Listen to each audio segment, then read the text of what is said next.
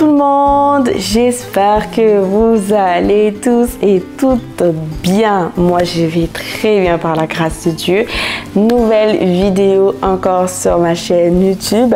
Je vais vous parler de ce dont vous avez besoin pour venir au Canada. C'est pas mal la saison où plusieurs d'entre vous sont en train de faire leur bagage.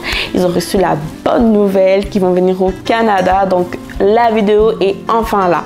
Je sais que nombreux m'ont demandé il y a quand même longtemps, il y a Sarah, qu'est-ce que je dois amener au Québec? Je sais pas ce que je dois mettre dans ma valise. Je m'en excuse, ça a pris du temps parce qu'à chaque fois j'oublie que j'ai une vidéo à faire. So là je reviens avec la vidéo. J'espère que vous allez la partager au maximum les amis.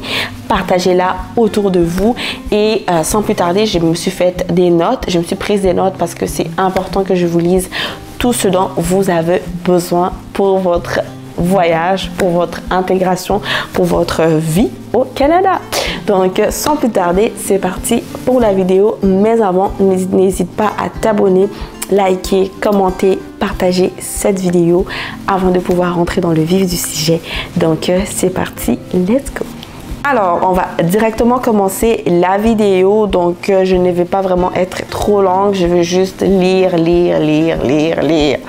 Alors, sachez que lorsque vous vous préparez à étudier au Canada, il est essentiel, vraiment essentiel pour vous, de vous doter des connaissances et des ressources nécessaires pour pouvoir naviguer dans la vie au Canada.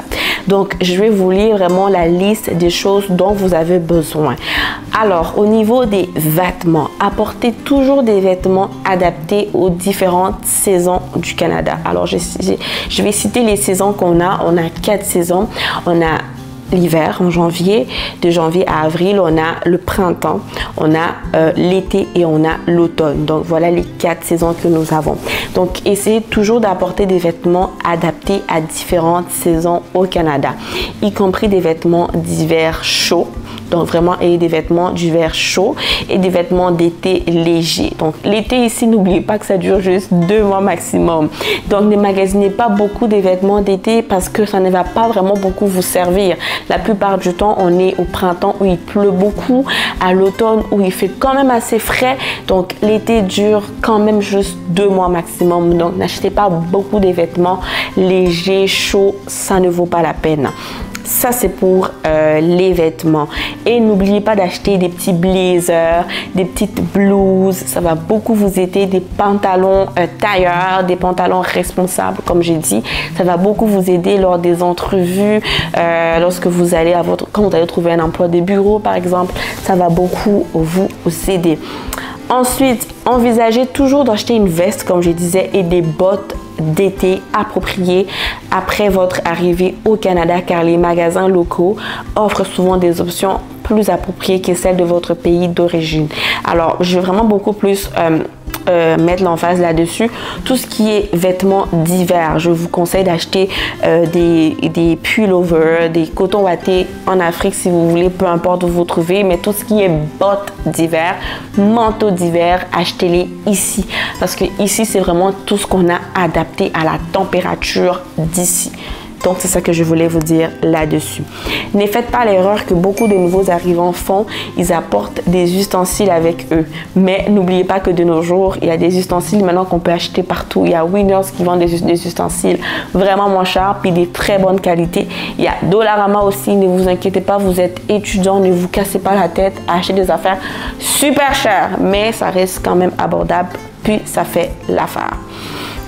Il y a aussi Walmart qui propose beaucoup d'ustensiles quand même assez intéressants.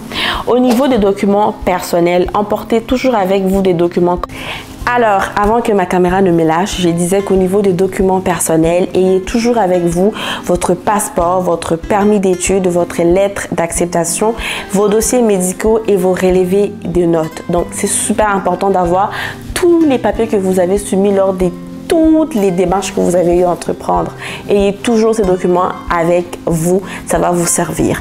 Au niveau de l'électronique, apportez les appareils électroniques essentiels comme un ordinateur portable, les téléphones mobiles, les chargeurs et assurez-vous qu'ils sont compatibles avec le prise des courants canadiennes parce que ce n'est pas pareil.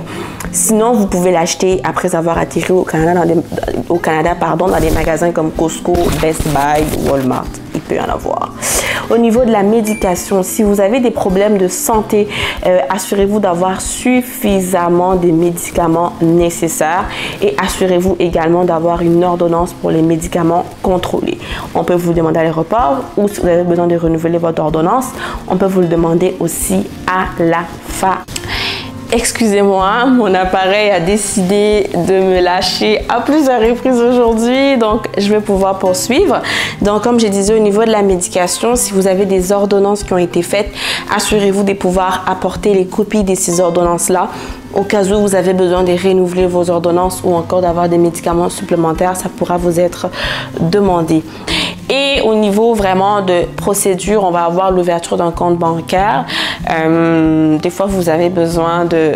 Moi, je sais qu'on m'avait demandé mon permis d'études, la demande d'admission, mon passeport, vraiment comme pièce d'identité, pour pouvoir ouvrir mon compte bancaire au Canada.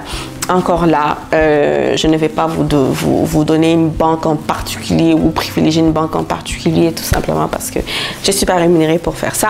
Donc, si jamais vous voyez des publicités, qu'il y a des banques qui vous intéressent, c'est vraiment à vous de choisir la banque qui vous intéresse.